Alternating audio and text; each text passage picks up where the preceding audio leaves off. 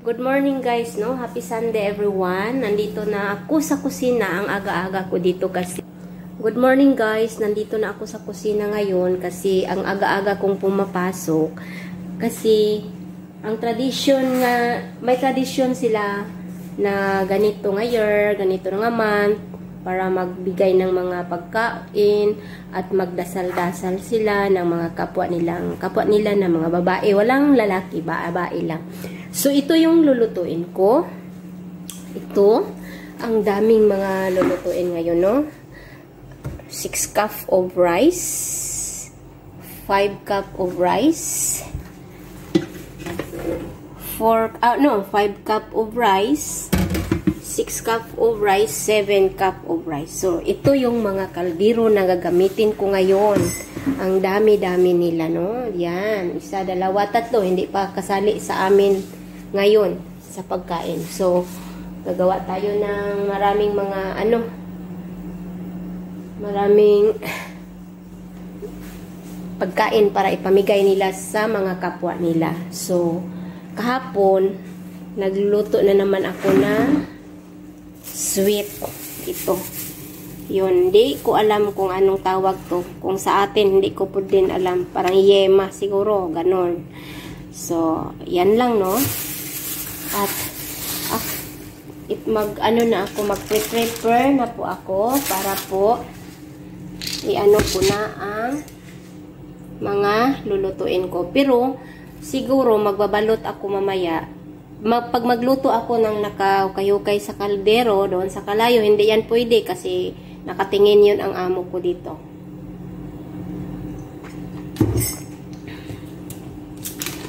Ipapakita ko lang sa inyo kung ano ang lagayan ko mamaya ng mga pagkain na to.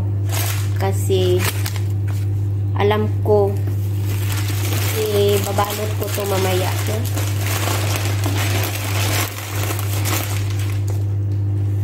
Yun ang mga sweet nila. Doon na sa ang iba. Ito na yung mga sweet nila. At ito na yung kaldero. Kaldero 3. Hindi pa kasali yung sa amin yan. Okay? Yan. At ito yung ulam. Yung mga karni. Yung karni. Yan. I-on ko. Para po na siya. No? Ito na. May ulam at may kanin at ito pa yon. Nauna ko po ito na lutukan kanina kasi wala akong walang lugar ang lutuan natin. Yan lang. Painitan ko muna ito.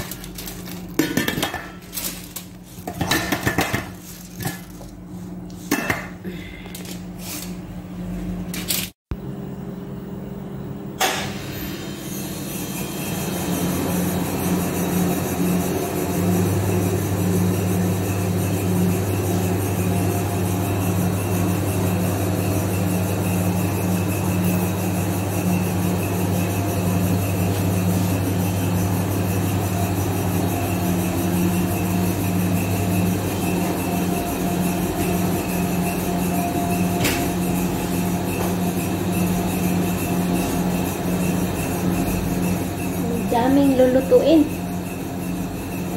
Oh my God. Ang laming lulutuin. Do you wanna make me alright? Mga white rice lang sila. Pero ang karne dito.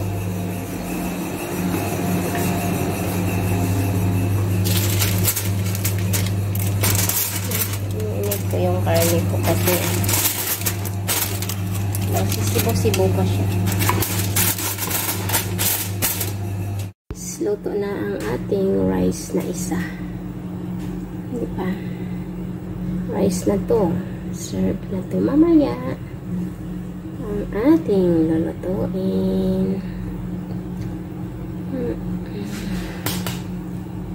Rice ng kaldero. Yan. Rice na po siya. Ito yung isa. At ito yung isa.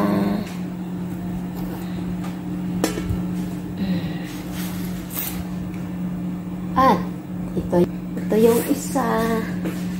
Diba? Tatlong kaldero yon. Ayan.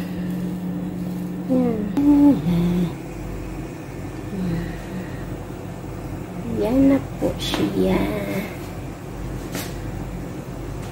Yan. At babalutin ko mamaya. Yan. At ang ulam namin ay ito na. Ulam para sa white rice mamaya pamigay. Ito yung ulam na sabse. Kabse.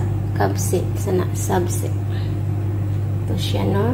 Babalutin ko mamaya para pamigay.